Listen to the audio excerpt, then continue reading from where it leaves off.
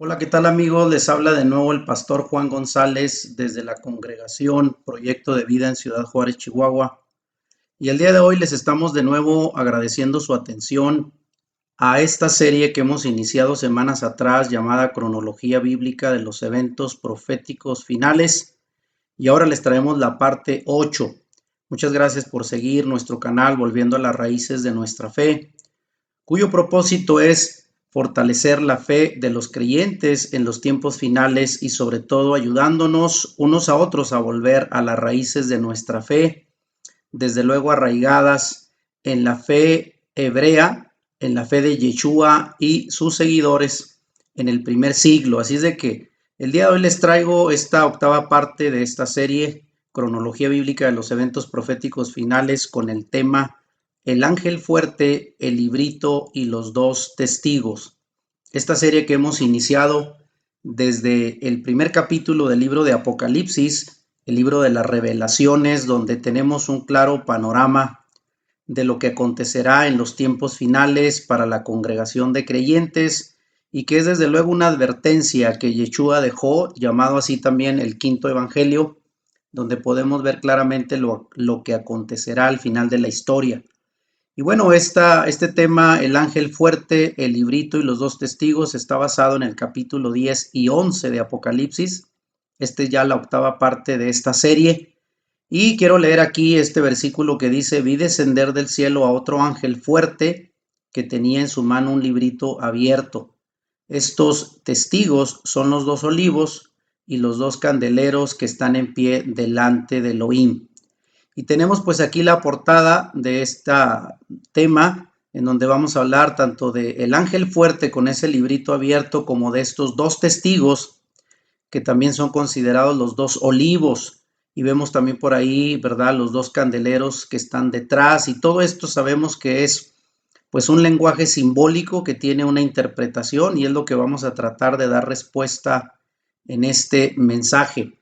Y quiero aclarar, bueno, para aquellos que han estado siguiendo esta serie, si no han visto el tema pasado, la parte 7, donde hablamos del séptimo sello y las 7 trompetas, sería bueno que regresaran, desde luego, a mirar desde el primer video de esta serie para que tengan una idea clara y sobre todo un seguimiento al contenido de estos mensajes. Tomen nota, es importante que repasen los videos las veces que sean necesarias, tomando nota, leyendo directamente en su Biblia, para que puedan así ir asimilando. Recuerden que el contenido que nosotros damos a través de estos mensajes no es la verdad absoluta, solamente son interpretaciones basadas en el contexto hebreo de las escrituras, reflejadas desde luego en el libro de Apocalipsis, para dar una mayor claridad de interpretación, pero algunas de estas interpretaciones pues seguimos pues buscando revelación, porque el libro de Apocalipsis no es muy fácil de interpretar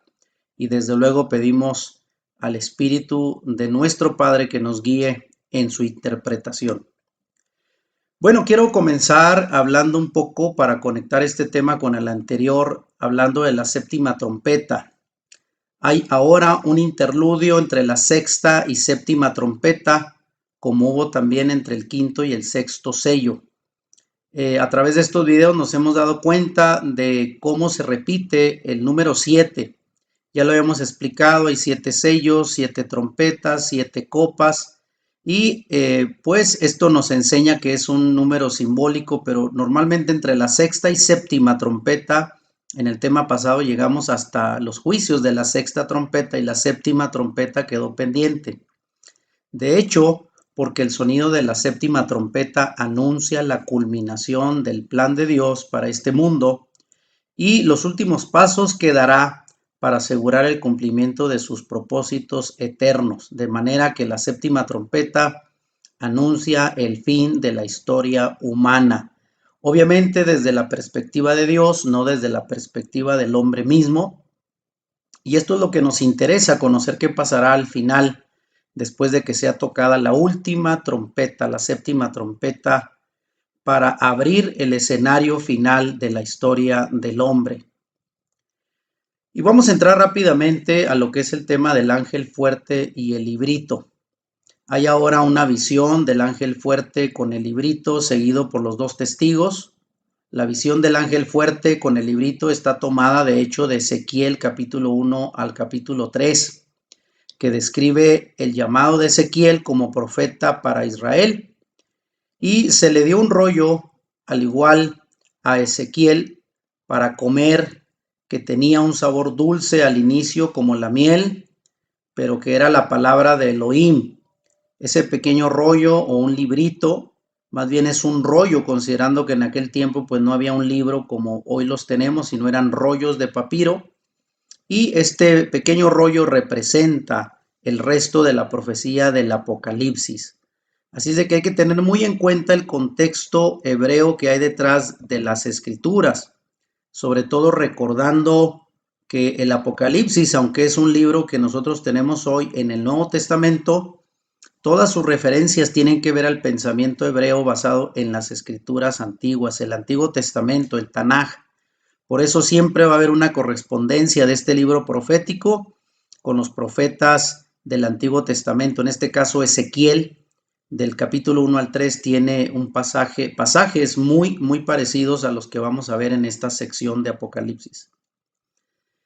Bueno, viendo un poquito sobre este tema del ángel fuerte, dice Apocalipsis 10:1, vi descender del cielo a otro ángel fuerte, envuelto en una nube con el arco iris sobre su cabeza, y su rostro era como el sol y sus pies como columnas de fuego. Y ahí ponemos una imagen, obviamente, de lo que quizás Juan vio en esta revelación, y considerando que todo tiene que ver con simbolismos. Esta es una de las características del libro de Apocalipsis, un libro profético. Su descripción pues es muy similar a la del Mesías en los primeros capítulos de Apocalipsis, cuyos pies son semejantes al bronce bruñido y cuyo rostro era como el sol cuando resplandece en su fuerza. Y esto nos lleva a Apocalipsis 1:16, donde la descripción del Mesías Yeshua se parece mucho a la que se hace de este ángel fuerte.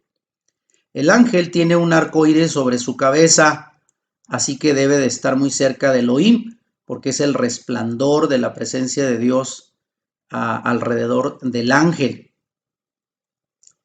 Y refiriéndonos un poco al tema del librito o el rollo, dice Apocalipsis 10:2, tenía en su mano un librito abierto y puso su pie derecho sobre el mar y el izquierdo sobre la tierra. En este caso, bueno, pues vemos que el librito está abierto en contraste con el rollo sellado de Apocalipsis 5:1, que por cierto no hubo nadie que lo pudiera abrir sino solamente el Cordero que representa a Yeshua. En este caso tenemos un libro abierto que simboliza desde luego que es una revelación que cualquiera puede leer. Y no es el mismo rollo porque es un rollo pequeño, hablamos aquí de un librito, por eso se puede diferenciar con el rollo sellado de Apocalipsis 5. Y hay que notar que tiene también el ángel su pie derecho sobre el mar y su pie izquierdo sobre la tierra. En este caso en la ilustración creo que están al revés, pero es una imagen solo para representar que, bueno, la autoridad de este ángel cubre a ambos lados, es decir, todo el mundo, la tierra y el mar, lo cual representa que tiene una autoridad sobre toda la creación. Y el librito, pues es el evangelio que deberá ser proclamado a todo el mundo al final de la historia. Así es que muy importante con estos simbolismos, porque todo tiene un significado dentro de la profecía revelada por Dios en este libro. Vamos a hablar ahora del tema de lo que dice el versículo 3. Estamos en el capítulo 10 de Apocalipsis, que dice: y clamó a gran voz, como ruge un león, y cuando hubo clamado, 7 truenos emitieron sus voces. ¿Qué son estos 7 truenos? La voz de los 7 truenos era la voz de Elohim, comparada con el trueno. El rugido de un león nos recuerda o es una alusión al Mesías, quien es el león de la tribu de Judá. De manera que aquí los truenos es una manera típica, característica en los lenguajes proféticos de la voz potente de Dios, hablando con todo el poder y autoridad. Y en este caso, pues la voz del león nos recuerda pues la alusión al león de la tribu de Judá, del cual es una clara alusión al Mesías Yeshua. El verso 4 dice: cuando los 7 truenos hubieron emitido sus voces, yo iba a escribir, dice Juan, pero oí una voz del cielo que me decía: sella las cosas que los 7 truenos han dicho y no las escribas. Fíjense cómo aquí está una orden importante donde al parecer Elohim no quiso que se diera a conocer lo que viene detrás del sonido de los 7 truenos. De momento no era oportuno revelarlo y se le prohíbe a Juan hacerlo. Luego tenemos aquí en el verso 5 al 6 del capítulo 10 este versículo que dice: y el ángel que vi en pie sobre el mar y sobre la tierra levantó su mano al cielo y juró por el que vive por los siglos de los siglos, que creó el cielo y las cosas que hay en él, y la tierra y las cosas que están en ella, y el mar y las cosas que están en él, que el tiempo no sería más. Aquí el ángel que jura, pues vemos cómo él, levantando su mano, que es una forma característica en la antigüedad de hacer un juramento, juró por Elohim, creador eterno, que no habría más demoras. Cuando la 7ª trompeta está a punto de sonar para el cumplimiento de la voluntad de Elohim, pues se hace evidente que es un tiempo ya señalado que deberá de cumplirse, y este juramento no es más que para ratificar que la revelación que va a compartir es verdadera y que no se demorará en cumplirse sobre la tierra. Y volviendo al tema del 7º ángel, el verso 7 dice: sino que en los días de la voz del 7º ángel, cuando él comience a tocar la trompeta, el misterio de Elohim se consumará, como él lo anunció a sus siervos los profetas. Y esto nos enseña que desde que suena la última trompeta, el Mesías vendrá de nuevo. Y esto ya está señalado en otros pasajes del Nuevo Testamento, como el más conocido, 1 Tesalonicenses 4:16, donde Pablo dice a los hermanos de Tesalónica que no quiere que ignoren acerca de lo que vendrá al final de los tiempos y de cómo el Mesías aparecerá para dar consuelo a su pueblo. Y hablando también en este pasaje de cómo al final de la 7ª trompeta el misterio de Elohim será revelado y se consumará. Hay que entender que en base a la teología paulina y relacionada desde luego con el tema del misterio del Mesías en el Antiguo Testamento, ya Pablo nos revela que ese misterio de Elohim es el Mesías. Y para ello hay que leer Colosenses 2:2. Este misterio desde luego se cumple cuando el Mesías vuelva y establezca su reino. Elohim le dice a sus profetas cuáles serán sus planes antes de que sucedan, y esto lo vemos desde Amós capítulo 3 verso 7. En otras palabras, todo lo que acontecerá al final de la historia, Elohim por su gracia lo revelará a sus siervos los profetas para que a su vez lo den a conocer a los creyentes. Y estas verdades estarán siendo reveladas para los creyentes. Obviamente que las personas incrédulas estarán ajenas a estas importantes revelaciones que ocurrirán al final de la historia. Por lo tanto, para nosotros que creemos en Yeshua, en las Escrituras, debemos de estar atentos a lo que nos espera al final de la era. Luego viene este versículo 8 al 9 del capítulo 10 que dice: la voz que oí del cielo habló otra vez conmigo y dijo: ve y toma el librito que está abierto en la mano del ángel que está en pie sobre el mar y sobre la tierra. Y fui al ángel diciéndole que me diese el librito, y él me dijo: toma y cómelo, y te amargará el vientre, pero en tu boca será dulce como la miel. Y es aquí donde el ángel pues le ordena a Juan que tome ese librito que está en su mano abierto y se lo coma literalmente. Ese librito ya sabemos que representa la palabra de Elohim, la última revelación que falta, y está abierto y debe ser leído, debe ser compartido. Y aquí vemos cómo, decía hace un momento, que Ezequiel en los primeros 3 capítulos también recibe una orden similar de comer un libro. Y dice por acá que al principio será dulce en la boca porque la palabra pues tiene un sabor dulce. Esto lo vemos y lo complementamos con lo que dice el Salmo 19:10, que la palabra es como miel que destina del panal, pero a la vez se convertirá amarga porque representa el juicio de Elohim sobre el mundo. De manera que entendemos que la misma palabra, la escritura en sus momentos puede ser dulce cuando nos trae consuelo, cuando nos trae aliento.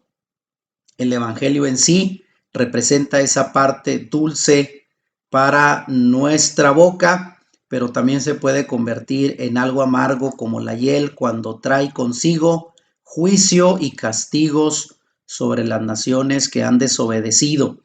Así es de que esta es la experiencia que tiene al comer el libro en este pasaje Juan el apóstol.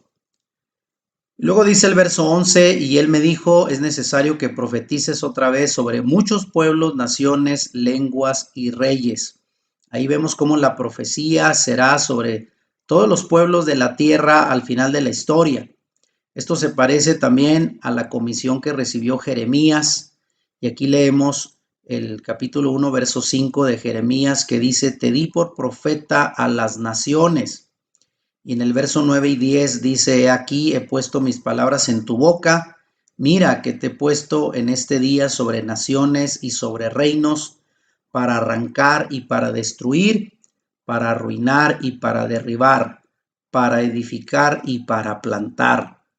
De esta manera, pues habiendo dirigido la palabra de Elohim, Juan debe profetizar de nuevo, como lo hiciera en antaño el profeta Jeremías, a quien también se le envió a las naciones y a quien también se le dio una palabra de autoridad que estremecería a las naciones y reinos de su tiempo.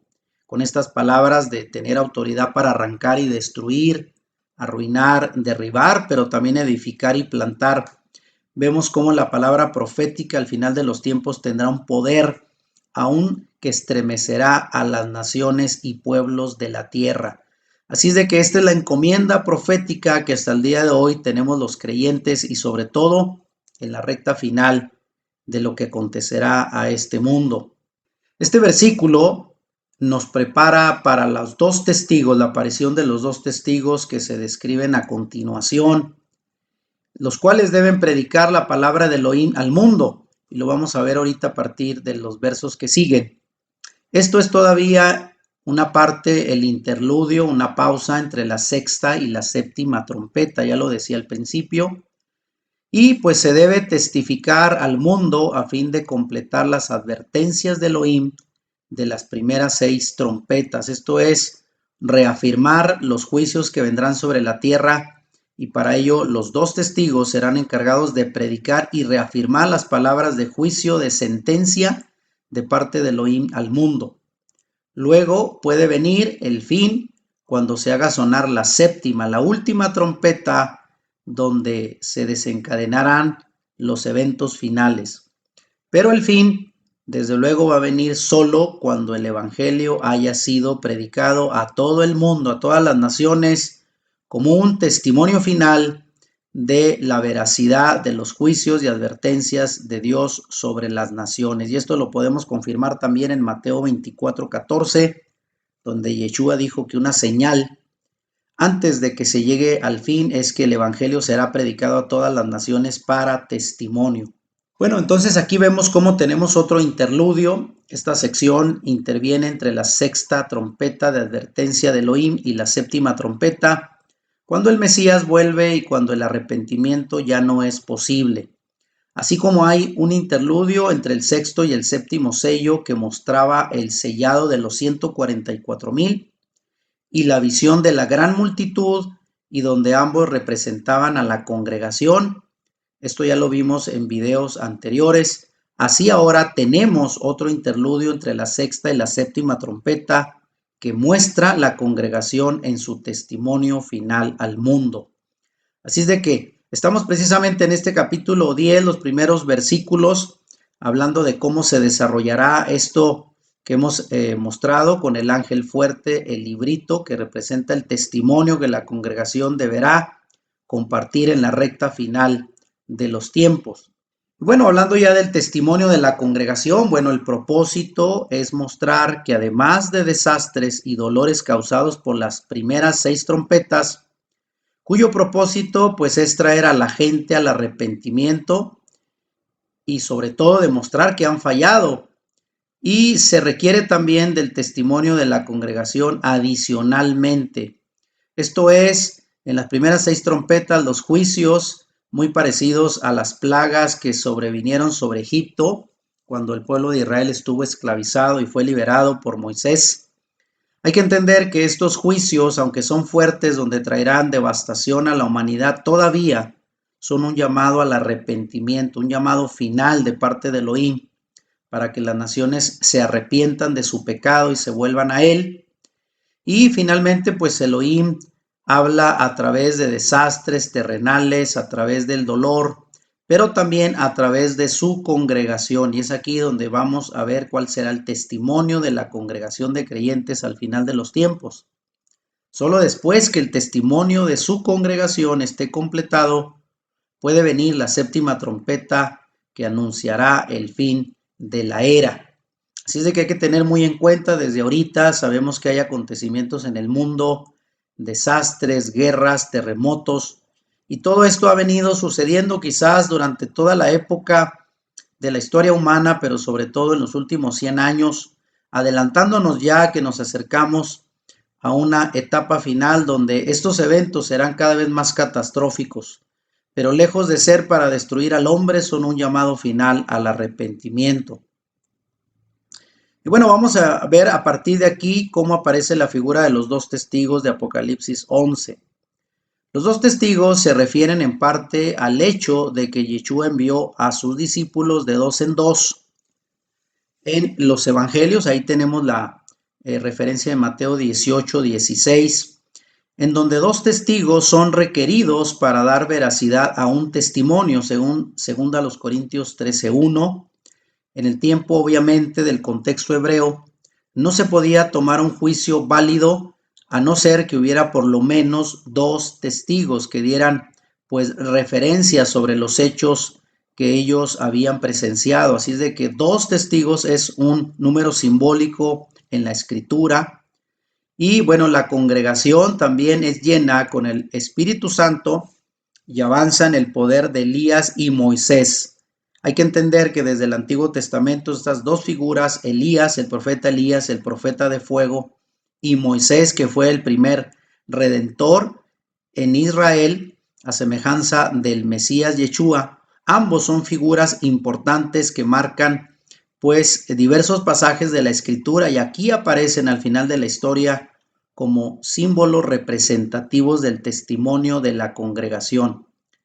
Y cuando han terminado de testificar, vamos a ver cómo estos 2 testigos que representan el testimonio de la congregación serán vencidos por la bestia por un breve periodo, pero luego volverán a la vida, y es ahí donde ocurre el rapto para que estén con Yeshua, en la presencia de Yeshua, para luego seguir después la 7ª trompeta que anuncia su venida. Así es de que ahorita lo vamos a ver en un gráfico, cuál será el orden de estos acontecimientos y sobre todo después de que termine el testimonio de estos 2 testigos de Apocalipsis 11.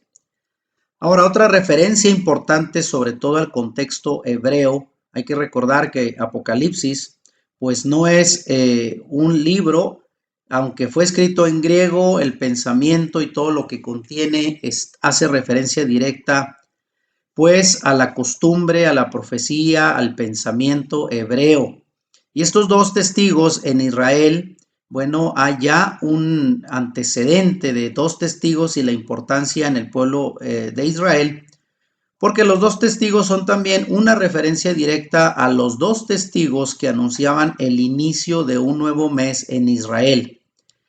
Cada mes se celebra lo que se le llama Rosh Hodesh, que es el inicio del mes, sabiendo que el calendario judío regula los meses de acuerdo con la luna.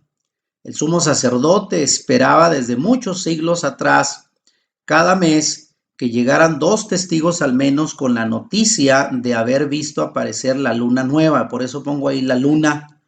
Cuando esta empieza a verse una rayita pequeña anunciando que la luna nueva empieza y con ello un mes, hay que comprender que dentro del calendario de hebreo, todo se rige en base a los meses y de los meses de acuerdo a la luna, las festividades, las cosechas.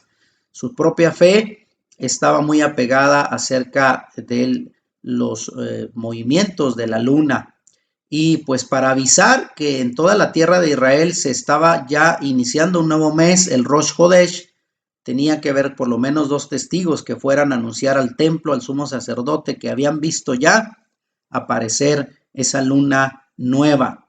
Y para ello luego se procedía a hacer una gran antorcha, ¿verdad? Una lumbrera se prendía allá en la cima del Monte de los Olivos en Jerusalén, para que en todo Israel se viera que la señal del inicio del nuevo mes ya había sido anunciado desde el templo. Así es de que esto también, desde luego, corresponde a esta figura de los 2 testigos en Israel, que ahora al final de los tiempos anunciarán que ya estamos cerca del final de la era. Ahora, dentro de la pregunta que muchos se hacen, así como lo estuvieron haciendo, de quiénes son los 144,000 sellados, aquí la pregunta es, ¿quiénes son los 2 testigos? Los 2 testigos para muchos de nosotros no son solamente 2 individuos, 2 personas que aparecerán al final de la era predicando el evangelio del reino, sino representan en sí a la congregación completa que testificará al final de los tiempos. Son descritos también como 2 olivos y los 2 candeleros que están en pie delante del Elohim. Esto dice el capítulo 11, verso 4. La congregación está simbolizada también por los candeleros, y esto lo vemos en Apocalipsis 1:20, donde cada candelero representaba una de las 7 iglesias de las 7 congregaciones de Asia Menor. Por eso decimos que si aparecen 2 candeleros es otro sinónimo de que se refiere a la congregación de creyentes. Asimismo, los olivos representan el poder del Espíritu Santo que recibieron los testigos desde Hechos capítulo 1 verso 8, cuando Pedro dice que recibirían poder de lo alto para ser testigos a las naciones, y ese poder fue el Espíritu Santo que recibió la congregación en el día de Pentecostés, y que es profetizada ahora que este testimonio final de la congregación representada por estos 2 testigos será durante 1260 días, esto es 42 meses, en los que el templo estará en funcionamiento en Jerusalén, ese templo que ahora no existe, el tercer templo, que según las profecías deberá ser construido o reconstruido en Jerusalén al final de los tiempos. Mientras la santa ciudad, Jerusalén, y el patio del templo serán hollados por los gentiles. Y esto lo voy a estar explicando desde luego en el contenido de este mensaje. Pero ahí vemos pues a los 2 testigos que ya decíamos representa el testimonio de toda una congregación que estará presente al final de la era y cuyo testimonio será necesario para hacer una advertencia final al mundo de los acontecimientos de juicio que sobrevendrán.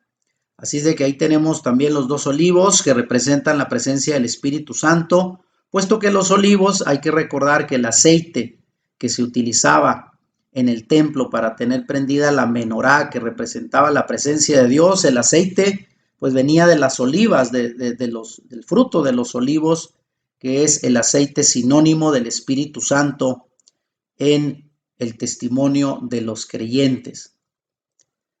Bueno, Apocalipsis 11:1, empecemos con este versículo que dice: entonces me fue dada una caña semejante a una vara de medir, y se me dijo: levántate y mide el templo de Elohim y el altar y a los que adoran en él. Esta orden que recibe Juan el apóstol de medir el templo y el altar, se le dice a Juan que lo haga porque el templo de Elohim representa también a la congregación, y bajo el altar están las almas de los mártires, de lo cual ya hablamos en Apocalipsis 6:9. Él debe contar los adoradores.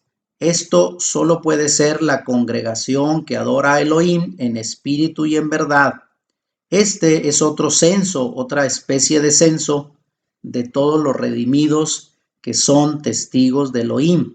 Por eso ahí se le ordena medir el templo y sobre todo el altar, que representa obviamente el lugar de adoración, donde están los creyentes pues adorando de manera intensa para que al final de los tiempos sean guardados de la prueba, pero también para poder cumplir con su cometido de dar testimonio al mundo. En este mismo verso ya vemos que aparece la caña de medir. ¿Y qué será esa caña? Alguien dirá, es una cinta métrica. ¿De qué se trata esa caña de medir? Bueno, a Juan se le da una caña para medir el templo y esta medida es la Torá. Sí, precisamente los mandamientos que Dios ha otorgado a su pueblo desde el inicio. En el monte Sinaí dio las tablas de la ley a Moisés y esta Torá es la constitución por la cual regimos todos los creyentes, pues los principios del reino nos son entregados a través de la Torá y en su función de determinar quién está cumpliendo los mandamientos en la congregación y quién está fuera de obediencia a dichos mandamientos, esta será la regla por la cual los creyentes serán medidos. Y fija una frontera, una línea demarcatoria entre los que están dentro y pertenecen al santuario de Elohim, puesto que obedecen la Torá, que representa los mandamientos y la constitución del reino, y hacer una diferencia entre los que se quedan fuera y son considerados profanos, son considerados pues desobedientes a los mandamientos que el Señor ha establecido. Así es de que mucho ojo con estas interpretaciones. Por algo aparecen los términos y esa caña de medir es precisamente la Torá, bajo la cual todos estaremos siendo medidos si cumplimos o no los mandamientos del Padre en nuestra vida. Bueno, también se le dice en el versículo 2 del capítulo 11 a Juan, pero el patio que está fuera del templo debajo, déjalo aparte y no lo midas, porque ha sido entregado a los gentiles y ellos hollarán la ciudad santa 42 meses. Hay que entender aquí que la congregación, el Israel de Elohim, ha sido medida para preservarla, pero no así a los gentiles. Ellos no pertenecen al pueblo de Elohim y no son medidos. Hay que entender que en aquel tiempo en que el templo fue construido había un lugar donde solamente el lugar santo, solamente los sacerdotes podían entrar a él, el lugar santísimo solo el sumo sacerdote, y eso una vez al año para ofrecer el sacrificio de expiación por el pueblo. Y había otra sección donde solamente los judíos, la gente del pueblo de Israel, podía ingresar, y había también un lugar para hombres y un lugar para mujeres en el templo, pero también había un lugar que era el patio de los gentiles, así llamado porque ahí podían entrar personas que no eran del pueblo de Israel, pero solo podían llegar hasta ese patio, no se les permitía entrar más allá a los lugares más santos del templo. Y es aquí donde, entendiendo ese contexto en el cual fue construido el templo, el patio de los gentiles, dice aquí, no lo midas, porque estas personas no pertenecen al pueblo de Elohim. Ese patio exterior del templo pertenece a los gentiles.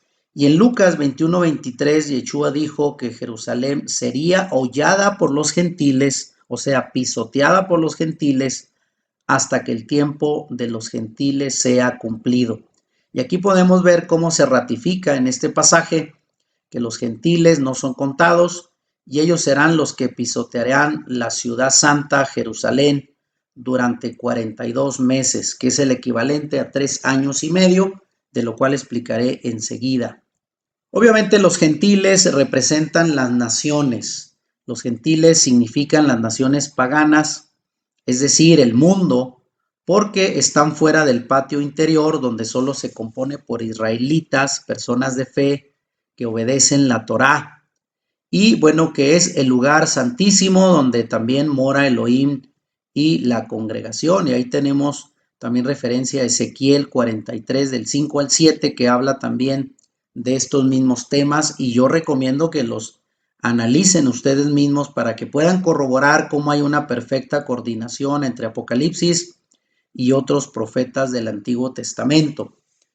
Estos gentiles van a pisotear la santa ciudad, la ciudad santa, Jerusalén, lo cual significa que persiguen a la congregación, a los creyentes, puesto que es la ciudad santa, la nueva Jerusalén, Apocalipsis 21:2, y esta persecución, por lo cual se señala aquí como que pisotearán la santa ciudad, significa un tiempo de persecución de parte de los gentiles, obviamente que no son creyentes, gente pagana, pero también ahí entre los gentiles habrá gente creyente, pero que estarán muy lejos de la verdad y muy probablemente en base a su propia creencia. Hay que recordar que muchas guerras y persecuciones se han dado en la historia y ahora mismo se dan teniendo como pretexto la religión, y para muchos al final de los tiempos será también un pretexto de perseguir a los creyentes fieles a la Torá, argumentando sus creencias religiosas, y dentro de esto estarán las naciones, los gentiles, que pisotearán la nueva Jerusalén, la ciudad santa, y obviamente a todos los que están en ella, que son representados por los creyentes fieles hasta que vuelva el Mesías. Así como los gentiles pisotean la ciudad santa por 42 meses, la congregación pues es perseguida durante la tribulación por la bestia que representa el antimesías, el anticristo.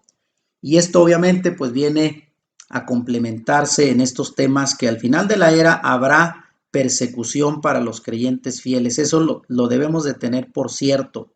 Y volviendo a este mismo tema donde dice pisotear la ciudad santa, dice por aquí que ellos van a pisotear los gentiles la ciudad santa, lo que significa que la van a profanar. Y esto concuerda con lo que dice Daniel 11:31. Recomiendo, aquí por falta de tiempo no analizamos los pasajes, pero dejamos las referencias para que ustedes lo hagan y vean cómo coinciden con estas profecías.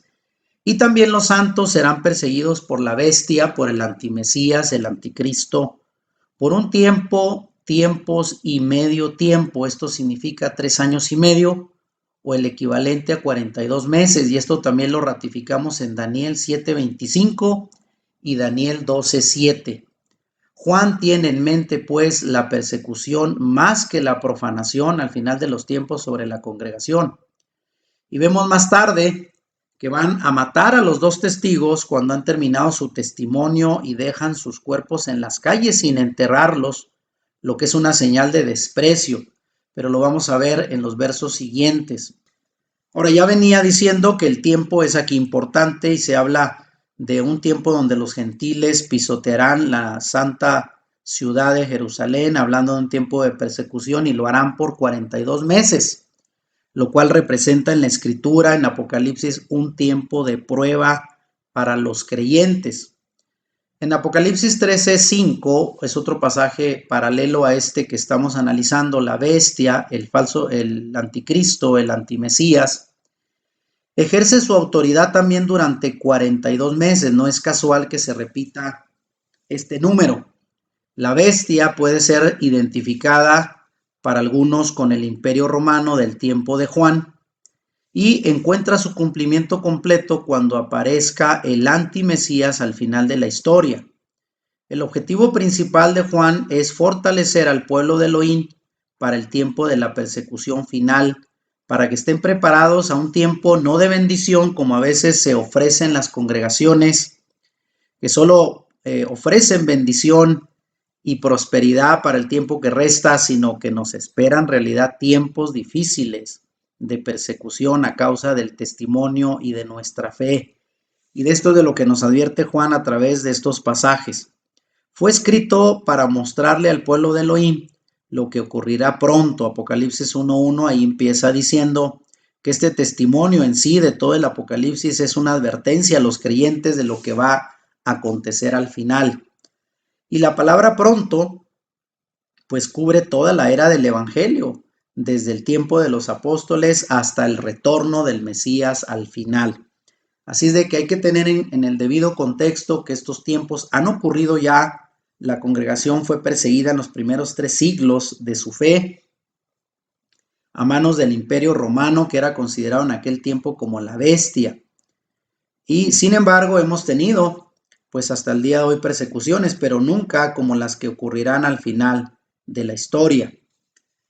Bueno, llegamos aquí a un tema que también tiene mucha relación con estos pasajes y se refiere a las profecías de las llamadas 70 semanas de Daniel. Y esto representaría la mitad de la semana final de Daniel, la semana 70. Esto ha sido relacionado desde luego por algunos como la primera mitad de la semana de Daniel de 7 años. Esto lo podemos ver en Daniel 9:27 porque cada semana representa años. Y deberíamos verlos como el tiempo del testimonio en la persecución de la congregación al final de la era.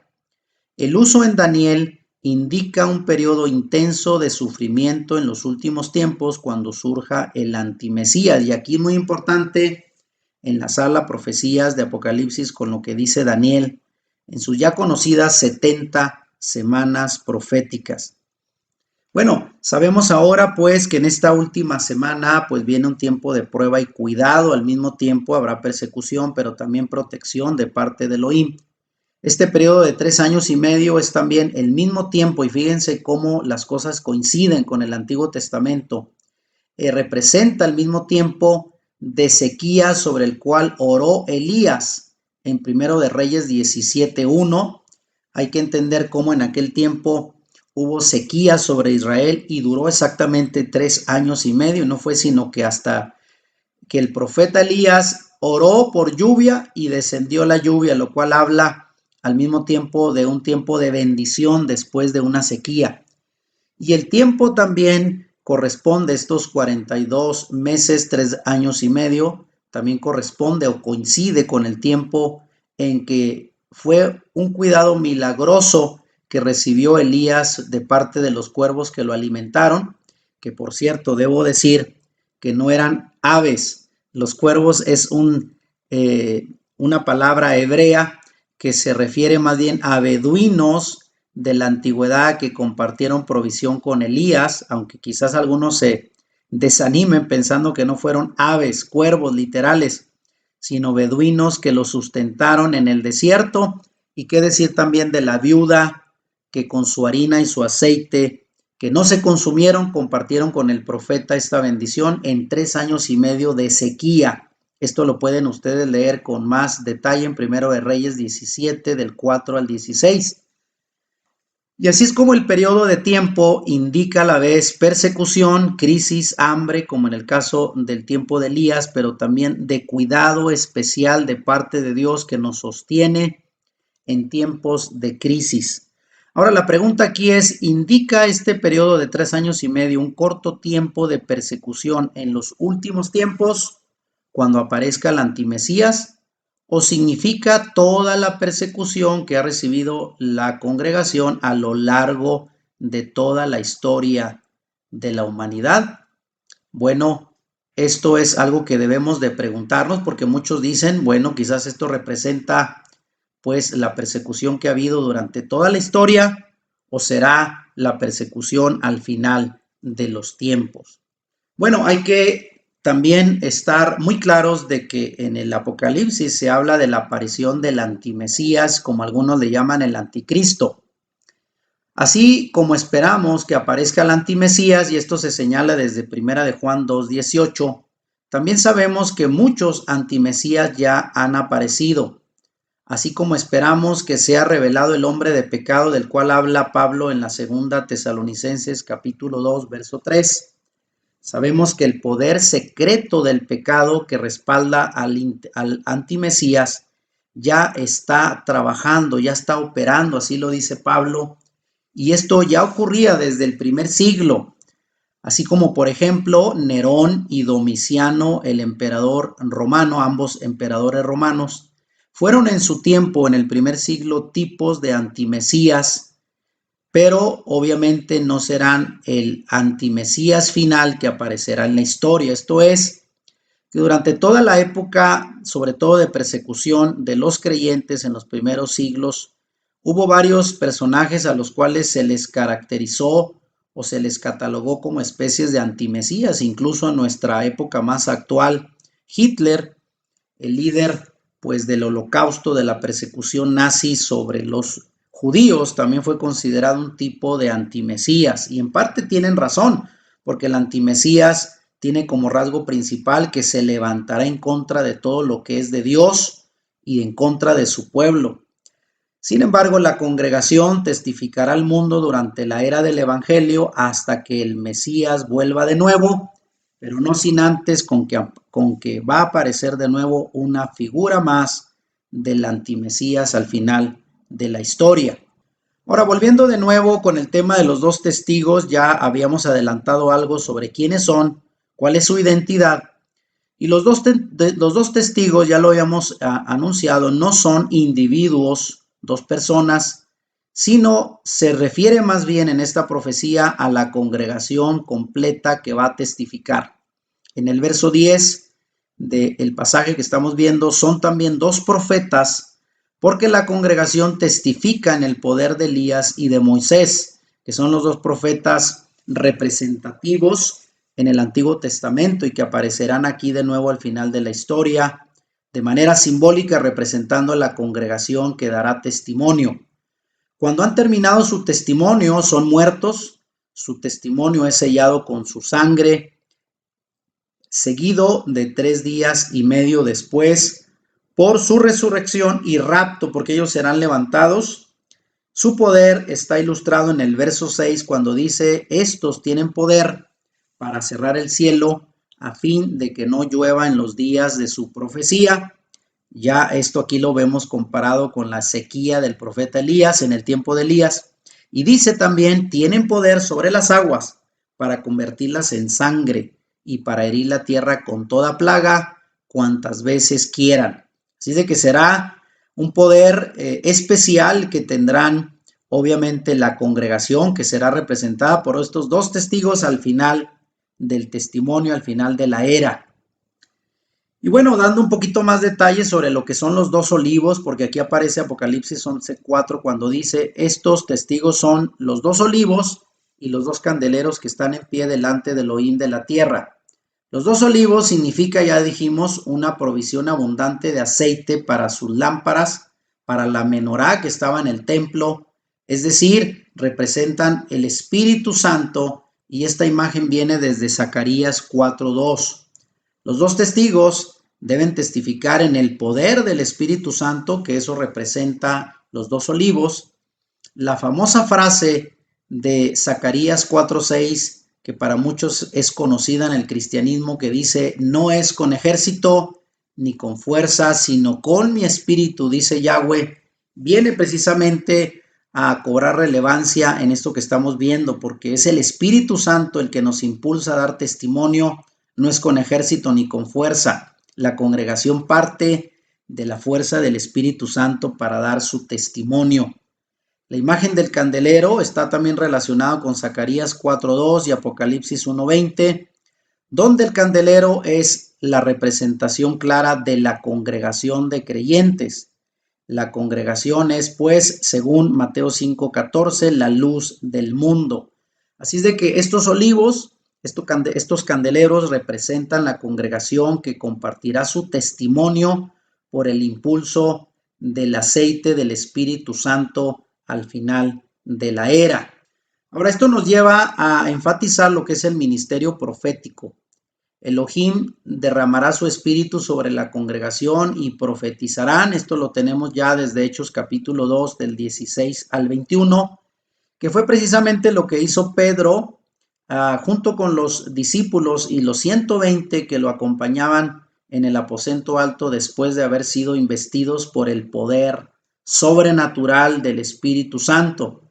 Ellos empezaron a dar testimonio y desde entonces el testimonio no ha cesado, pero será más contundente y poderoso al final de la historia. Esto se cumplió desde luego en Pentecostés y se está cumpliendo a lo largo de toda la era de la congregación y se cumplirá nuevamente antes que aparezca el antimesías. Los dos ungidos que sirven a Elohim también pueden ser representados en la antigüedad por Zorobabel y Josué, que representaron en su momento, después del exilio, ¿verdad?, en el Antiguo Testamento, la función real y sacerdotal del ministerio. Y esto lo podemos corroborar en los libros del profeta Ageo, capítulo 1, verso 1, y Zacarías, capítulo 4. En Apocalipsis 1:6, los santos son mencionados como reyes y sacerdotes para Elohim, su Padre. De manera entonces que Elías y Moisés son figuras que se refieren más adelante al ministerio profético que cumplirá la congregación al final de la era. Y ahí tenemos un ejemplo, una imagen de lo que pudiera ser el profeta Elías, que junto con Moisés son simbólicos del testimonio de la congregación al final de los tiempos. Bueno, tal será el espíritu y la palabra que Apocalipsis 11:5 dice, si alguno quiere dañarlos, sale fuego de la boca de ellos y devora a sus enemigos, y si alguno quiere hacerles daño, debe morir él de la misma manera. Y ahí puse pues una imagen de una película donde aparecen pues dos testigos como individuos, aunque ya dijimos que representarán realmente a la congregación y literalmente escupiendo fuego por la boca, si se toma muy literal, desde luego, este pasaje. Aunque realmente el fuego se refiere a la palabra de Elohim, Jeremías 5:14 dice, yo pongo mis palabras en tu boca por fuego. Así los dos testigos testifican en el poder del Espíritu y con la palabra poderosa de fuego de Elohim para dar un testimonio poderoso al final del tiempo, en donde el Espíritu y la palabra van juntos. Vean qué importante, el Espíritu y la palabra se complementan como parte del testimonio de la congregación. Y cuando la congregación en el libro de los Hechos fue llena con el Espíritu, sabemos que hablaron la palabra de Elohim con denuedo, y eso dice Hechos 4:31. Y esto representa ese fuego, es el poder de la palabra impulsada por el Espíritu Santo, que es el testimonio. Y bueno, también por aquí repasando lo que ya decíamos, la figura de Moisés y Elías están presentes. Apocalipsis 11:6 dice, estos tienen poder para cerrar el cielo a fin de que no llueva en los días de su profecía, y tienen poder sobre las aguas para convertirlas en sangre y para herir la tierra con toda plaga cuantas veces quieran. Esto es, ellos tienen el mismo poder profético que tuvo Elías, en donde dice en Primera de Reyes 17:1 que él, por su palabra se cerró el cielo y no llovió por 3 años y medio, y por su palabra de nuevo volvió a llover, sabiendo el poder que tenía de parte del Señor para cerrar los mismos cielos o abrirlos, según él decidiera. Y desde luego, bueno, pues tiene el mismo poder, tendrán el mismo poder el testimonio de la congregación al final, como lo tuvo Moisés, de herir a la tierra con todo tipo de plagas, como la convertir en sangre el agua y herir con todo tipo de plagas como ocurrió en Egipto, y esto representa al profeta Moisés, de manera que Moisés y Elías aparecieron también en la transfiguración con Yeshua y representan los ministerios sacerdotales y proféticos de la congregación en toda la escritura. Y aquí aparecerán desde luego con todo su ímpetu y poder en el testimonio de la congregación al final del tiempo. Pero hablemos también un poquito de la figura de la bestia que surge del abismo. Apocalipsis 11:7 dice, cuando haya acabado su testimonio, cuando hayan acabado su testimonio, la bestia que sube del abismo hará guerra contra ellos y los vencerá y los matará. Hasta que hayan finalizado su testimonio, los creyentes al final de los tiempos serán prácticamente invencibles. Con todo tipo de señal serán respaldados para dar veracidad al poder de su testimonio. Sin embargo, el testimonio de la congregación, aunque será poderoso en los últimos días, pero cuando éste haya finalizado, la bestia que representa otra vez más al antimesías, al poder demoníaco que se desatará, surgirá del abismo, y para algunos esto representa el resurgimiento del poder de Roma, obviamente un poder político, económico y religioso que representa esta bestia, y matará al testigo de la congregación. Habrá mártires, su sangre será llenada, bueno, con el testimonio, la sangre sella su testimonio. Al final de los tiempos habrá una persecución y martirio de los creyentes. Siendo así que la persecución seguirá pues a la predicación de la palabra, pero durante la predicación habrá protección divina. Esto es, durante 3 años y medio, que se dará un testimonio poderoso, será invencible la congregación, pero al final terminará siendo arrollada por el poder político, económico y religioso representado por la bestia que surge del abismo. Y es aquí donde hablamos de la muerte de los dos testigos que representan a la congregación. Y no deberíamos sorprendernos que la bestia venza y mate a los dos testigos. Esta es una de las principales advertencias de Apocalipsis, que los santos deben estar preparados y esperar morir por la fe. Y esto lo digo porque alguien quizás dirá, ¿cómo es posible que después de que la congregación testifica con gran poder y autoridad en 3 años y medio, terminen siendo arrollados por el poder político, religioso y económico? Pues sí, esto es así. Así como el Mesías murió en manos del poder político y religioso y por su obediencia al Padre, pero al hacerlo obtuvo victoria sobre el pecado y la muerte. Sin embargo, también nos muestra que el resultado final es la derrota del enemigo y la dicha y bendición para los santos. A lo largo de la historia de la congregación, la bestia del infierno, todo lo que es representado por Satanás, ha perseguido al pueblo de Elohim, pero siempre trayendo resultados de mayor bendición. Así es de que no pensemos que cuando aquí se dice que el testimonio de la congregación será callado por persecución y martirio, significa derrota. Al contrario, es parte del propósito de Elohim para traer victoria sobre su pueblo al final de la historia. Y hablamos aquí en el verso 8 de Apocalipsis 11 de lo que es Sodoma y Egipto, y dice la escritura, y sus cadáveres, volviendo a los dos testigos, estarán en la plaza de la grande ciudad, que en sentido espiritual se llama Sodoma y Egipto, donde también nuestro maestro fue crucificado. La gran ciudad representa al mundo. Figurativamente a la ciudad se le llama Sodoma, es decir, representa maldad, como la ciudad de Sodoma y Gomorra en Génesis. Egipto también es comparada con esta ciudad que representa la opresión que vivió el pueblo de Israel durante más de 400 años esclavizados en Egipto. Y Jerusalén es decir, representa persecución, sinónimo de persecución. Jerusalén, aparte de crucificar a Yeshua, fue también la ciudad que apedreó a los profetas, y esto lo vemos en Mateo 23:37, un lugar de conflicto. Es cierto que Jerusalén es la ciudad santa, la ciudad del rey, pero también ha sido un lugar de persecución desde el mismo Yeshua que fue crucificado en ella, como la persecución de muchos profetas. Y aquí es donde también el pueblo de Elohim debe predicar, pero también donde será perseguido y sacrificado.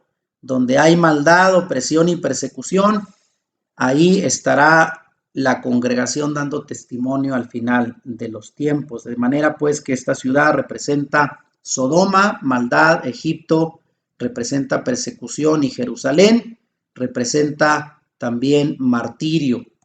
Ahora, volviendo al testimonio de la congregación, hasta que hayan finalizado pues su testimonio, son invencibles. El testimonio de la congregación será poderoso en los últimos días. Como un repaso estoy leyendo esto. Pero cuando haya finalizado su testimonio, la bestia surgirá del abismo. Para muchos es el resurgimiento del poder de Roma, y matará al testigo de la congregación. Su sangre sella su testimonio. La persecución seguirá a la predicación de la palabra, pero durante la predicación habrá protección divina. Y esto es en resumen lo que estamos compartiendo hasta el momento de este mensaje. Ahora, el testimonio de la congregación no solo será en Jerusalén, será también un testimonio universal. Y esto lo representa el versículo 9 de Apocalipsis 11, que dice, y de los pueblos, tribus, lenguas y naciones verán sus cadáveres por 3 días y medio y no permitirán que sean sepultados. La descripción aquí de pueblos, tribus, lenguas y naciones son 4 palabras, 4 partes, indicando que vienen de los 4 rincones de la tierra. Es decir, gente de todo el mundo vendrá y observará el cadáver de los 2 testigos. En pocas palabras, todos los creyentes que serán sacrificados, ¿verdad?, por su testimonio, perseguidos, martirizados. Y esto confirma pues la universalidad de la gran ciudad que tendrá Jerusalén en aquel tiempo. Y esta es la misma gente a la que se les deberá de predicar todas las naciones. Los 3 días y medio son también media semana, y podría, desde luego, está conectado con la media semana de Daniel 9:27. Cuando se dice que se rehúsan a dar entierro a los cadáveres, no será sino una señal de desprecio sobre la congregación que fue perseguida y sacrificada. Y esto nos lleva desde luego a lo que ya venimos diciendo la última semana de Daniel, las 70 semanas de Daniel, la última de las cuales aún está reservada para cumplirse en el tiempo final. Y quiero leer rápidamente Daniel 9:27, que es un pasaje paralelo a esto que estamos compartiendo, y dice: y por otra semana confirmará el pacto con muchos, a la mitad de la semana hará cesar el sacrificio y la ofrenda. Después, con la muchedumbre de las abominaciones vendrá el desolador, hasta que venga la consumación y lo que está determinado se derrame sobre el desolador. Las semanas de Daniel se interpretan, como ya sabemos, como años.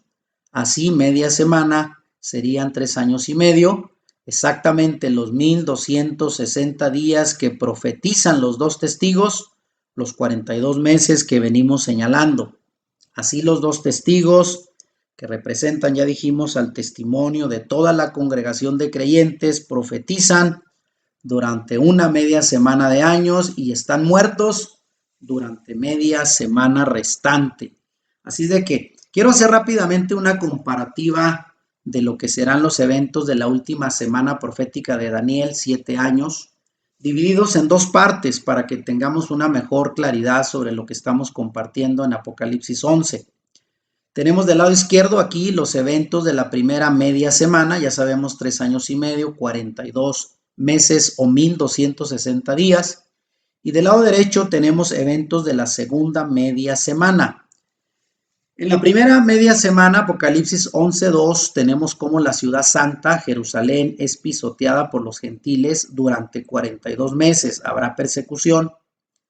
Sin embargo, en Apocalipsis 13:5, del lado derecho, como evento de la segunda media semana, se dice que la bestia, el antimesías, ejercerá su autoridad también durante 42 meses. Esto es, el antimesías aparecerá en la segunda media semana. Más abajo dice Apocalipsis 11:3, los dos testigos, que ya sabemos representan el testimonio de la congregación de creyentes, profetizan durante 1260 días, según este pasaje, pues son 3 años y medio. Y del lado derecho, Apocalipsis 11:9, los dos testigos quedan tirados muertos en la calle de la gran ciudad durante 3 días y medio. O sea, ellos van a estar ahí representando que inicia la segunda media semana, donde el testimonio de los creyentes será acallado totalmente por la aparición del antimesías. Y finalmente abajo, Apocalipsis 12:6, del lado izquierdo, la mujer, que esto vendrá después en otro mensaje, es cuidada por Elohim por 1260 días. Y en Apocalipsis 12:14 dice que la mujer es cuidada por un tiempo, tiempos y la mitad de un tiempo, lo cual señala otros 3 años y medio, de lo cual esto estaremos compartiendo en otro mensaje. Lo que quiero que vean aquí es cómo la última semana del profeta Daniel, 7 años, es dividida en dos periodos de 3 años y medio, cada uno con algunos acontecimientos que coinciden con la profecía de Apocalipsis. Ahora, quiero rápidamente compartirles esta imagen que es muy ilustrativa de lo que es la última semana de Daniel, los últimos 7 años de la historia, y cómo esto complementa lo que estamos enseñando aquí. Esta es una línea de tiempo donde ustedes pueden ver ahí los años, ¿verdad? Que están divididos a la mitad por la primera media semana, 3.5 años, y del lado derecho los últimos 3.5 años de esta semana profética de Daniel, siendo en los primeros 3.5 años donde aparece en primer lugar la ira del Cordero. Esto ya lo hemos señalado en videos anteriores y viene representada como la aparición de los 7 sellos, donde se habla de un periodo de la tribulación. Ahí podemos ver abajo, dice son 12 horas del día, la luz espiritual representa aquí esta primera mitad de semana, y se le llama también el día del Hijo del Hombre, donde Yeshua aparecerá con señales de advertencia a través de sellos, y de los primeros 6 sellos y de las primeras 6 trompetas. Pero vean al final donde dice la palabra la tribulación, ahí tenemos también las trompetas que están preparándose y tocándose ya en esta primera mitad de semana. Justo a la mitad, cuando termina la primera mitad de semana, los primeros 3.5 años, aparece la revelación del falso Mesías, el anticristo, y ahí para dar muerte a el testimonio, los 2 testigos, el testimonio de la congregación terminará justo cuando terminen los 3.5 años primeros. Y para algunos es un tipo de segundo éxodo también, porque pues ahí sabemos que hay también señales del éxodo manifestándose a través del poder de estos 2 testigos. Pero luego ahí empieza lo que es la segunda mitad de la semana, donde aparecerá lo que se llama la gran tribulación. Lo primero fue la tribulación, ahora tenemos la gran tribulación, donde aparecerán toda clase de plagas postreras de lo que será, bueno, aquí dice las 12 horas de la noche, la oscuridad espiritual, donde serán mucho más evidentes y contundentes las señales devastadoras al final de este último periodo de la última semana de Daniel, donde la ira de Yahweh aparecerá en todo su esplendor a través de las copas de la ira y finalmente de la última trompeta. Así de que aquí tenemos más o menos una idea en una línea de tiempo de lo que será la última semana de Daniel. Espero luego dar un mensaje sobre este tema para que puedan entenderlo con más claridad. Y siguiendo con nuestro tema, bueno, aquí vemos cómo Apocalipsis 11:10, cuando dice, y los moradores de la tierra se regocijarán sobre ellos y se alegrarán y se enviarán regalos unos a otros porque estos 2 profetas habían atormentado a los moradores de la tierra. Aquí se ve cómo celebra el mundo la muerte de los 2 testigos de la congregación que representan, y dice que se envían unos a otros regalos. Esto es una especie para algunos de parodia de lo que se conoce como la fiesta de Purim, cuando los judíos todavía en la actualidad celebran en esta fiesta el alivio de sus enemigos que trataron de matarlos durante varios periodos, pero en especial en el tiempo de la reina Esther. Esto lo pueden ver ustedes en Esther 9:22, donde ella, sabemos, pudo lograr detener ya el edicto que había en contra del pueblo judío, donde iban a ser sacrificados, y después de esto una celebración donde se mandaban regalos, y de ahí aparece la fiesta judía de Purim. Y esto parece ser como que una parodia de cómo al final de los tiempos también celebrará el mundo mandándose regalos después de haber acallado el testimonio de la congregación. Habrá pues persecución antes del fin, cuando el testimonio profético de la congregación será silenciada. Ya tenemos en la mano derecha, en esta fiesta de Purim, por cierto, en Israel se disfrazan, hacen desfiles, hacen pues toda una fiesta de celebración recordando este acontecimiento. Bueno, ¿qué pasa después de que los 2 testigos están muertos por 3 días y medio? Bueno, Apocalipsis 11:11 dice, pero después de 3 días y medio entró en ellos el espíritu de vida enviado por Elohim, y se levantaron sobre sus pies y cayó gran temor sobre los que lo vieron. Aquí nos habla de cómo los 2 testigos resucitan después de 3 días y medio, gracias al espíritu de vida enviado por Elohim. Cuando el poder de las tinieblas pareciera haber triunfado, de la misma forma que Satanás parecía haber triunfado cuando Yeshua fue crucificado, los 2 testigos resucitan. Cuando el Mesías vuelva, los muertos en el Mesías resucitarán primero. Eso dice Pablo en 1 Tesalonicenses 4:16 y 1 Corintios 15:51, lo cual esta resurrección de los 2 testigos es también una clara señal de lo que conocemos como el rapto de los creyentes. Su victoria fue haber sido fieles hasta la muerte, y Satanás no tiene poder para oponerse a eso. Y ahí tenemos una imagen a la derecha de cómo estos 2 testigos, la congregación en sí resucita para ser transportada al cielo, lo cual es un sinónimo del rapto. o el recogimiento de la congregación como le conocemos. Ahora, hablando del poder del testimonio, bueno, cuán a menudo el mundo se ha regocijado porque ha destruido el testimonio de la congregación, hasta que el espíritu de Elohim sopla nueva vida en la congregación, que redescubre las grandes verdades del evangelio y como un ave fénix de las cenizas se levanta ante el terror de sus perseguidores.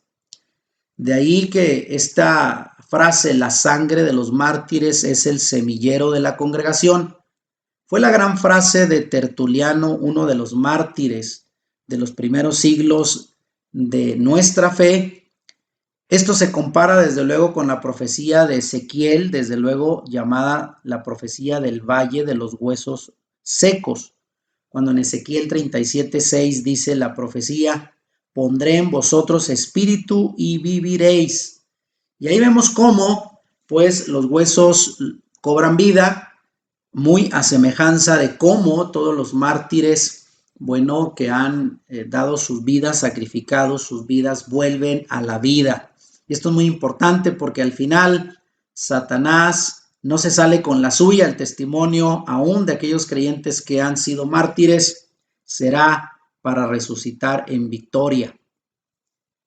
Y quiero aquí hacer un señalamiento que me parece tiene alusión a esto que estamos hablando de cómo los mártires vuelven a la vida y cómo los huesos secos son vivificados, porque hace poco pues vi por ahí la publicación de un pastor a quien aprecio, debo decir, y quise aquí señalar y relacionar esto con los huesos secos que están cobrando vida.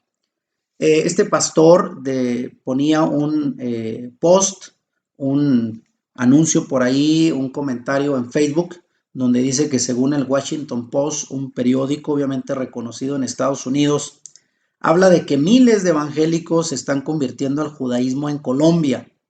El fenómeno judaizante, como ellos le llaman, sin embargo, se extiende más allá de las fronteras colombianas.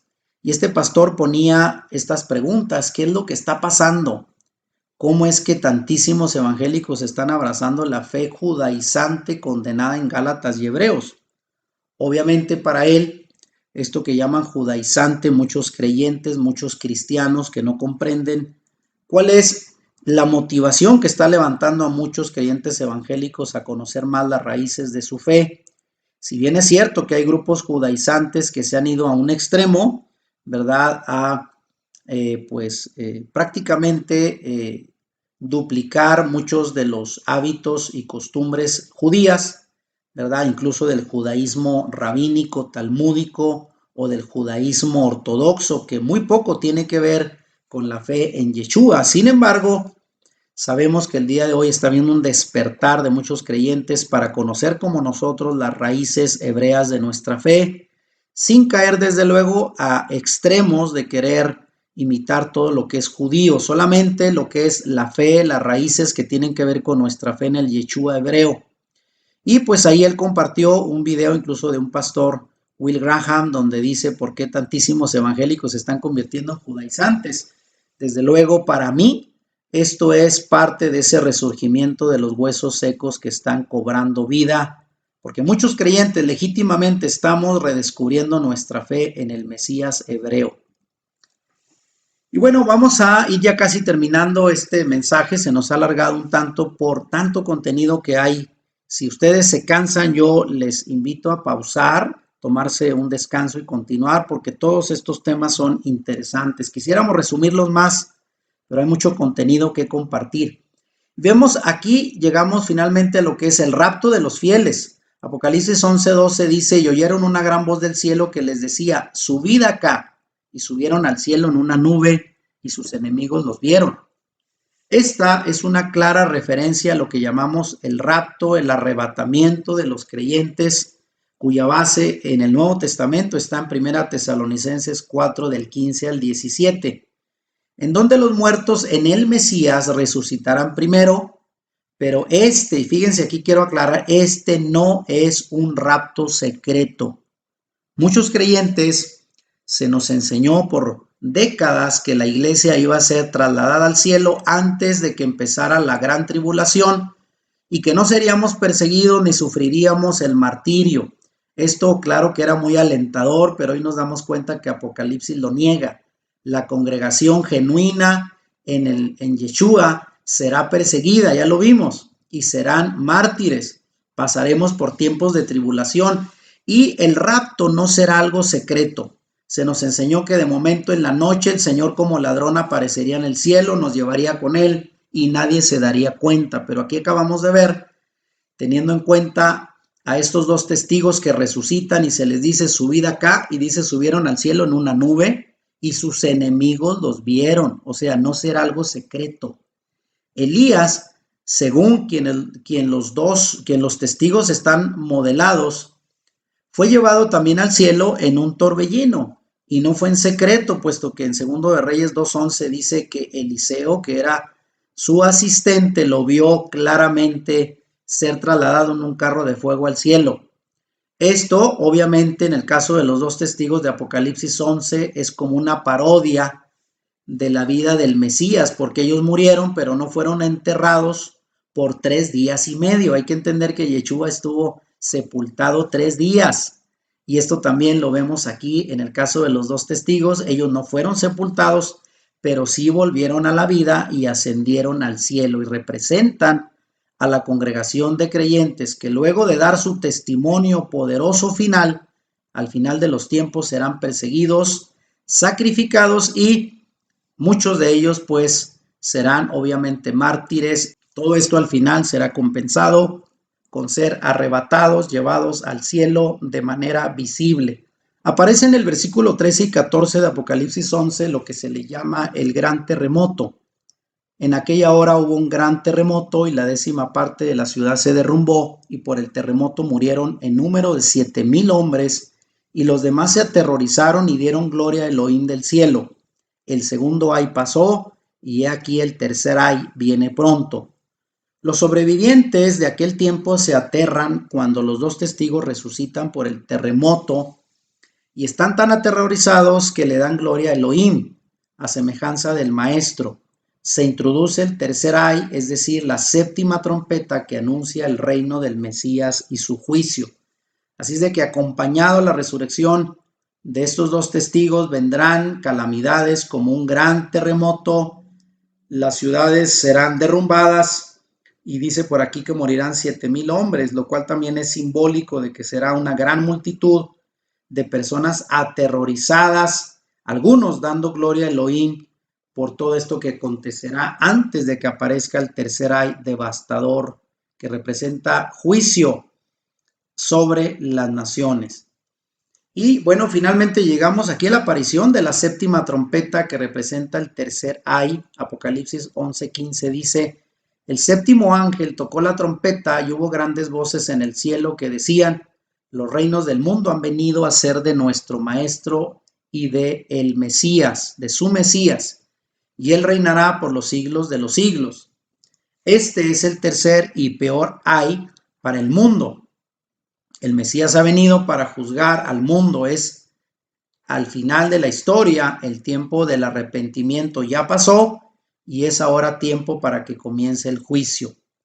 Ahora que el testimonio de la congregación está completo, la 7ª trompeta puede ser tocada para anunciar el final de la era, según Mateo 24:31. Hablando de esta misma 7ª trompeta, bueno, anuncia el cumplimiento del misterio de Elohim. Este misterio será cumplido cuando el Mesías vuelva y establezca su reino, según Daniel 7:27. Los muertos en el Mesías resucitarán. Luego el fin, cuando entregue el reino al Elohim Padre, cuando haya suprimido todo dominio, toda autoridad y potencia, dice 1 Corintios 15:24, será el final de la historia. La 7ª trompeta es una referencia a la última trompeta que anuncia la venida del Mesías y sus santos ángeles, y los muertos en el Mesías se levantarán. Y ahí tenemos de nuevo las referencias que ya hemos venido presentando, Mateo 24:31, 1 Corintios 15:52 y 1 Tesalonicenses 4:16. Aquí vemos cómo, versos 16 y 17, Elohim es adorado. Y los 24 ancianos que estaban sentados delante de Elohim en sus tronos se postraron sobre sus rostros y adoraron a Elohim diciendo, te damos gracias, Maestro Elohim Todopoderoso, el que eres, que eras y que has de venir, porque has tomado tu gran poder y has reinado. Elohim es pues adorado ahora como aquel que es y que fue, y no como el que vendrá, porque ya ha venido y ha tomado su gran poder y ha comenzado a reinar. Y note aquí que Elohim es el único al que corresponde adorar. Este es el final de la historia humana, donde todos en el cielo y en la tierra se postrarán delante de él y reconocerán el poder de Elohim, y sobre todo que viene a tomar con gran poder su reinado sobre la tierra. Habrá también juicio y recompensa. Apocalipsis 11:18 dice: y se airaron las naciones, y tu ira ha venido, y el tiempo de juzgar a los muertos y de dar el galardón a tus siervos los profetas, a los santos y a los que temen tu nombre, a los pequeños y a los grandes, y de destruir a los que destruyen la tierra. El enojo de los hombres es malvado, pero la ira de Elohim es santa. Dice que se airaron las naciones, y esto es una referencia directa al Salmo mesiánico, al Salmo 2, que también les invito a que lo lean. Yahweh está airado contra todas las naciones, y también esto hace referencia a Isaías 34:2. Esto insinúa que el tiempo ha llegado para recompensar a los fieles que se mantuvieron firmes a sus convicciones, a sus valores, a los mandamientos de la Torá, y que fueron incluso fieles hasta el sacrificio. Pero también será un tiempo donde hay que juzgar a aquellos que no obedecieron, incluyendo a los muertos, y es un adelanto ya del juicio final de Apocalipsis 20:12. Aquí aparecerá también en Apocalipsis 11:19 una figura importante. Dice que y el templo de Elohim fue abierto en el cielo, y el arca de su pacto se veía en el templo. El pacto con la gente pues ha sido cumplido. El arca del pacto, que contiene las tablas de piedra que le fueron dadas a Moisés en el Sinaí con la ley sobre ellas, según Hebreos 9:4. El arca estaba en el lugar santísimo, hay que recordarlo, y significaba la presencia de Elohim, según Primera de Crónicas 13:6 y Hebreos 9 del 3 al 4. Y algunos ven en esta visión la presentación de una nueva perspectiva celestial para la próxima sección que viene enseguida en el libro de Apocalipsis. Pero aquí el arca del pacto representa la presencia misma de Elohim entre los hombres, que primero estuvo en el tabernáculo, en el desierto y en el templo, pero que ahora aparece justo en el cielo como la señal que nos recuerda de eso que era el arca del pacto, que contenía las leyes escritas en piedras, que ahora reaparecerá al final de los tiempos, porque esa ley, esa Torá, seguirá vigente en el reinado del Mesías final. Ahora, el Apocalipsis 11:20 dice: y hubo relámpagos, voces, truenos, un terremoto y grande granizo. Esto es sinónimo de la presencia de Elohim. Granizo, relámpagos y un terremoto son manifestaciones comunes de su presencia, y aquí aparecerán al final de la historia. Ver también el preludio de las 7 trompetas en Apocalipsis 8:5, que ya repasamos, y también aparecen estas señales, y de la 7ª copa, que también en Apocalipsis 16:21 aparecerán de nuevo estos granizos, relámpagos y terremotos, donde la ira de Elohim pues ha terminado y las naciones se derrumban. Algunas de estas manifestaciones también aparecieron, hay que recordar cuando Elohim dio la ley en el monte Sinaí, para lo cual hay que leer Éxodo 19:16. Ahora, aquí terminamos, como lo hacemos en cada uno de estos mensajes de esta cronología de eventos proféticos finales basados en el libro de Apocalipsis, con una pregunta y reflexión final para ti. ¿Qué piensas ahora que conoces el testimonio que la congregación compartirá al final de la era? Tenemos la advertencia clara de la persecución que espera a los creyentes fieles. Y la pregunta: ¿podremos sostener y compartir el testimonio de Yeshua y su Torá al mundo en medio de la persecución y aún sobre el martirio?